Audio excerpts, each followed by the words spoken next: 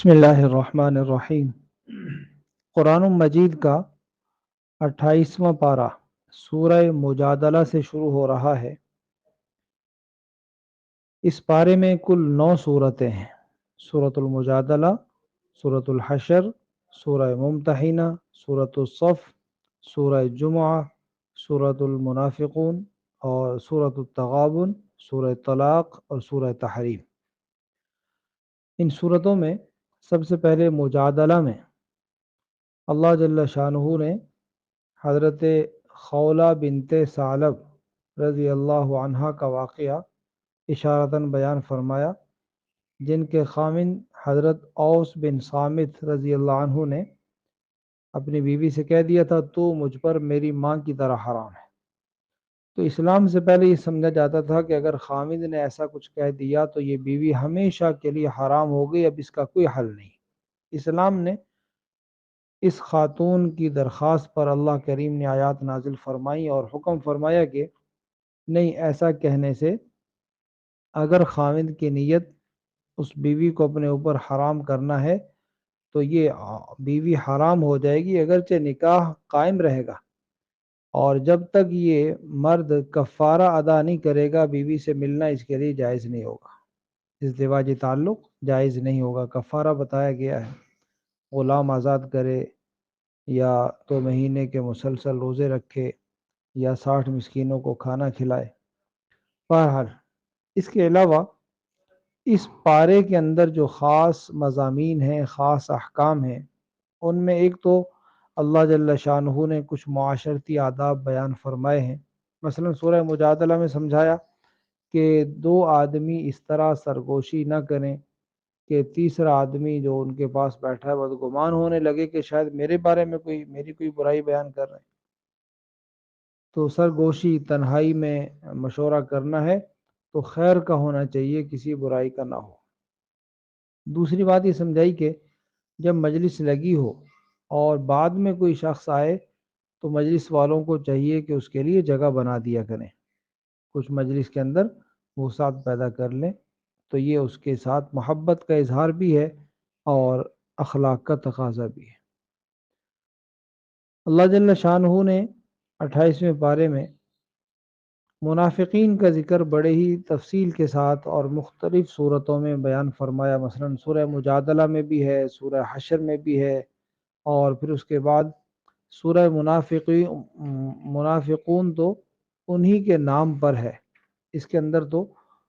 خاص طور پر منافقین کا ذکر فرمایا جو قسمیں کھا کھا کر اپنے ایمان کا اظہار کرتے ہیں، دعویٰ کرتے ہیں،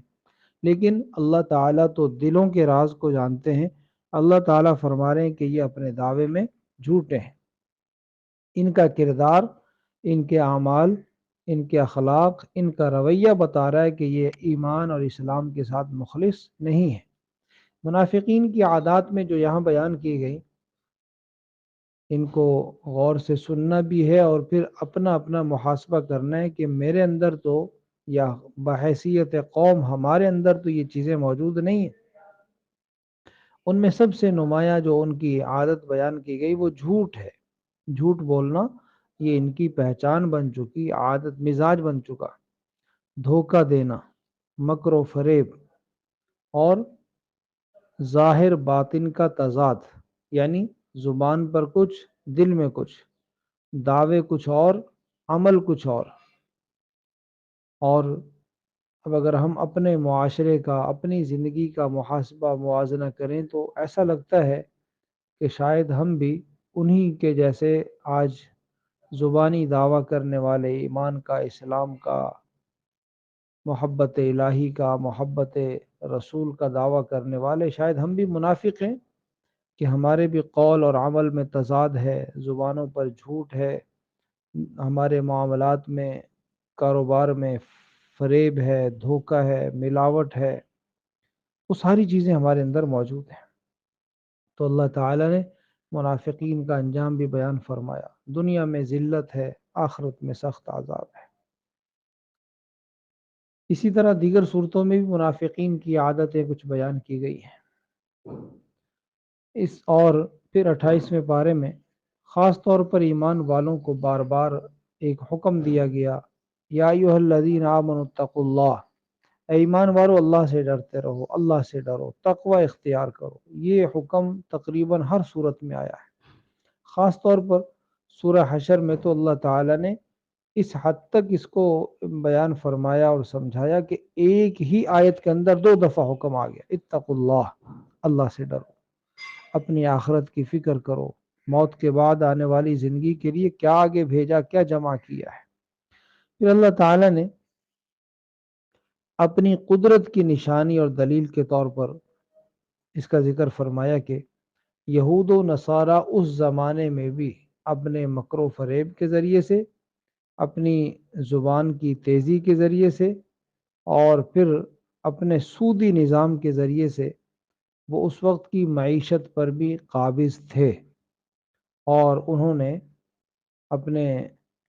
وسائل کی حد تک، اسباب کی حد تک ایسے مضبوط مکانات، قلعے بنا لیے تھے، اور ایسا مضبوط انہوں نے معاشی نظام بنا لیا تھا کہ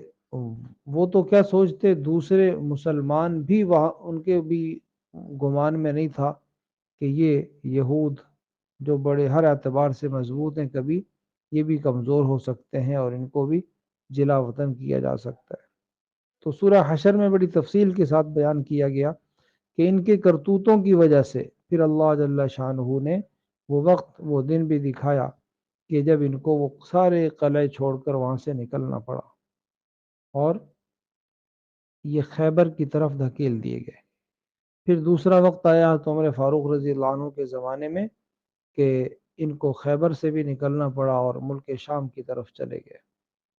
عرب کو، جزیرہ عرب کو ان یہود و نصارہ سے پاک کر دیا گیا۔ اور اللہ جل شانہ نے حزب اللہ، اللہ کی جماعت کا بھی خاص طور پر ذکر فرمایا ہے کہ یہ وہ لوگ ہیں جو اللہ کی محبت میں، اپنے ایمان کی محبت، اسلام کی محبت میں اپنے والدین، عزیز و اقارب، بہن بھائی، کسی کا بھی خیال یا لحاظ نہیں رکھتے کہ ان کی وجہ سے اپنے دین میں کمی کو برداشت کرے۔ ایسا نہیں، یہ اللہ کی جماعت ہے،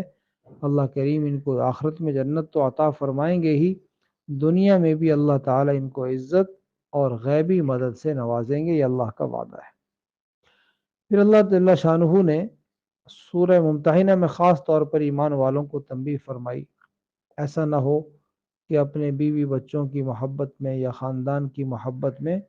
اپنے دین کو، اپنے ذاتی اعمال کے اعتبار سے یا امت کو اجتماعی معاملات میں نقصان پہنچاؤ، اور یہ خیال کرو کہ شاید کافر ہمارے اس عمل کی وجہ سے وہ ہمیں فائدہ پہنچائیں گے۔ تو بہت واضح فرمایا کہ یہود و نصارہ بالخصوص دیگر کفار یہ تمہارے دشمن ہیں، اللہ کے بھی دشمن ہیں، ان سے کبھی خیر کی توقع نہ کرنا، اور ان کی خاطر یا اپنے بیوی بچوں کی خاطر اپنے دین کے بارے میں سودا نہ کر لینا۔ پھر اللہ تعالیٰ نے یہ بھی سمجھایا کہ ایمان والی عورتیں ہوں یا مرد، جب وہ بیعت کریں کسی اللہ والے سے، ان سے وعدہ کریں تو اس کے اندر خاص طور پر گناہ سے بچنے کا وعدہ ہونا چاہیے، شرک سے، چوری سے، بہتان سے، زنا، بدکاری سے، ان سے بچنے کا وعدہ کرنا چاہیے، اسی کو بیعت کہا جاتا ہے۔ اور اللہ تعالیٰ نے ایمان والوں کو ترغیب دی ہے کہ اگر وہ دنیا میں عزت اور غلبہ چاہتے ہیں تو پھر لازم ہے کہ وہ کافروں کے مقابلے میں سیسا پلائی ہوئی دیوار بن کر مضبوطی کے ساتھ جہاد کریں۔ یہ جہاد اپنے مال سے بھی کریں، مال بھی خرچ کریں دین کے غلبہ اور اشاعت کے لیے،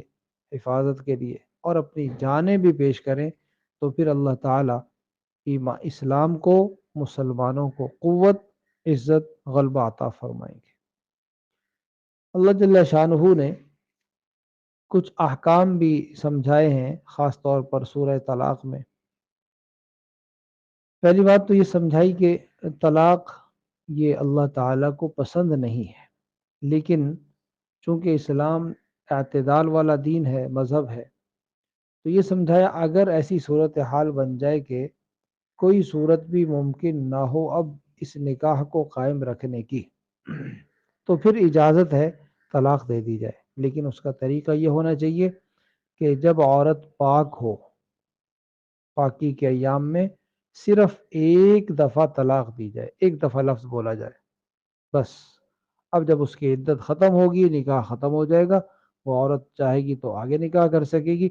یہ مرد بھی اور جگہ نکاح کر سکے گا، اور اگر چاہیں گے بھی تو ان کی صلح دوبارہ سے نکاح ہو سکتا ہے، واپسی ممکن ہے۔ تو یہ جو طریقہ ہے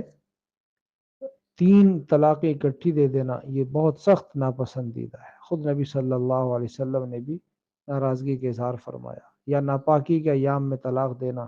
یا حمل کے زمانے میں جب عورت امید سے ہو طلاق دینا، ان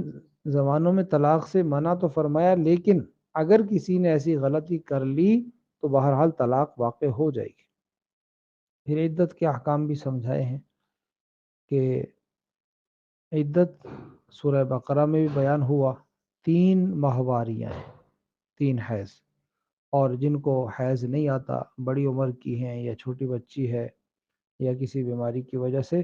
تو ان کے لیے حکم فرمایا کہ وہ 3 مہینے عدت گزاریں گے، اور جو حمل سے ہیں ان کی عدت وضع حمل ہے، یعنی بچے کی پیدائش پر ان کی عدت ختم ہو جائے گی۔ اس کے علاوہ بھی اللہ تعالیٰ نے عدت کے دوران عورت کو خرچہ ملے گا، رہائش ملے گی، اس سے متعلق بھی احکام بیان فرمائے ہیں۔ اور پھر اللہ جل شانہ نے اس 28ویں پارے میں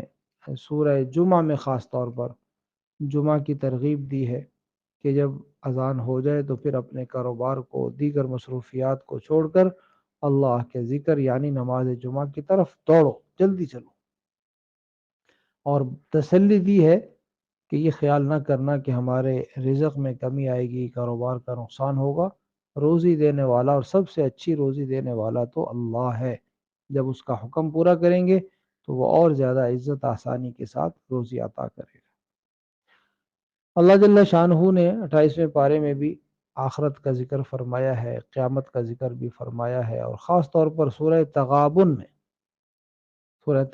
میں ترغیب ترہیب دونوں انداز سے قیامت کے بارے میں فکر مند فرمایا کہ قیامت کا دن یوم التغابن ہے، یعنی نقصان اور خسارے کا دن۔ قیامت کے دن کافر تو اپنے خسارے کو محسوس کریں گے ہی، لیکن مسلمان بھی، حتیٰ کہ عبادت گزار بھی حسرت کریں گے، اے کاش میں نے جتنی عبادت کی ہے، نیکی کی ہے، اس سے زیادہ کر لی ہوتی، آج میرے جنت کے درجات اور بڑھ جاتے، یہاں کے انعامات میں اور اضافہ ہو جاتا۔ اس لیے کوئی بھی لمحہ غفلت میں نہ گزرے، بلکہ یہ یقین ہونا چاہیے کہ ہر لمحہ ہمارا وہ آخرت کو بنا رہا ہے یا بگاڑ رہا ہے، درجات بڑھ رہے ہیں یا کم ہو رہے ہیں۔ اللہ جل شانہ نے ایمان والوں کو اور کفار دونوں کو سمجھانے کے لیے مثالیں بیان فرمائی ہیں سورہ تحریم کے آخر میں، کہ حضرت نوح علیہ السلام کی بیوی اور لوط علیہ السلام کی بیوی نبی کے گھر میں رہ کے ایمان نہیں لائیں تو اللہ کے عذاب سے نہیں بچ سکی۔ ادھر فرعون کی بیوی حضرت آسیہ اور حضرت مریم سلام اللہ علیہا کا ذکر فرمایا کہ عورت ذات ہو کر بھی سخت تکلیفیں، سخت لوگوں کی باتیں، تانے، سب کچھ برداشت کیا ہے اور اپنے ایمان کو قائم رکھا ہے۔ تو اللہ تعالی نے 2 باتیں سمجھائیں، ایک تو یہ ہے کہ انسان کو ملنے والی نعمتوں میں سب سے قیمتی نعمت اس کا ایمان ہے، ہدایت ہے، اس کا سودا کسی قیمت پر بھی نہ کیا جائے۔ یہ سب کچھ باقی چیزیں فانی ہیں، لیکن ایمان، ہدایت، یہ باقی اور دائمی نعمتیں ہیں، اور ان کے بدلے میں جو نعمتیں ملیں گی وہ بھی دائمی اور ہمیشہ رہنے والی ہیں۔ اور دوسری بات یہ سمجھائی کہ اگر انسان کا اپنا نظریہ، یقین، ایمان ٹھیک نہیں ہے، خدا نخواستہ اس کے نظریات کافروں والے ہیں، تو وہ چاہے نبی کے گھر میں کیوں نہ رہنے والا مرد یا عورت ہو، اس کے لیے نجات نہیں ہے۔ آخرت میں نجات اور جنت کا حصول، اس کے لیے پہلی شرط ایمان ہے، اور پھر دوسری شرط نیک اعمال، یعنی دین کے تقاضوں کو پورا کرنا، دین پر عمل کرنا یہ ضروری ہے۔ اسی لیے بار بار ایمان کے ساتھ نیک اعمال کا ذکر ہے کہ جنہوں نے ایمان قبول کیا اور جنہوں نے نیک اعمال کیے، اللہ جل شانہ نے ان کے لیے ایسی جنتیں تیار کر رکھی ہیں جن کے نیچے نہریں جاری ہیں، اور ایسی سکون والی جگہ ہیں کہ وہاں ایک لمحہ بھی اور ایک لفظ بھی ایسا سننے کو نہیں ملے گا، اور ایک لمحہ بھی ایسا نہیں آئے گا ہمیشہ کی زندگی میں کہ جو ان کی ذہن پر، دل و دماغ پر گراں گزرے، ناگوار گزرے۔ اس حد تک وہاں سکون ہے، عزت ہے۔ اللہ رب العزت سے دعا ہے اللہ تعالی ہمیں بھی قرآن پاک کو سمجھنے کی، عمل کی، آگے پہنچانے کی توفیق نصیب فرمائے۔